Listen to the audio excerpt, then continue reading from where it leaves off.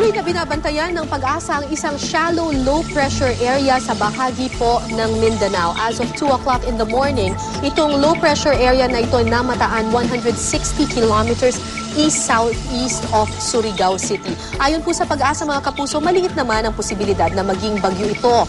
Pero medyo mabagal po ang kilos nito pahilaga. Ayon po sa Pag-asa, kung kaya po inaasahang makakalabas pa ito ng Philippine Area of Responsibility sa Biyernes pa po.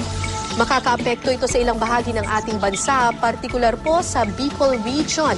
Magiging malawakan po ang pag-ulan sa Kabikulan, Silangang Visayas at maging sa Hilagang Mindanao. Kung kaya inaabisuhan po ang mga residente sa mga naturang lugar na maging alerto sa posibleng flash flood at landslide na dala ng pag-ulan. Ang natitirang bahagi naman ng bansa, kabilang na po ang Metro Manila, makakaranas ng maulap na kalangitan na may kalat-kalat na pag-ulan.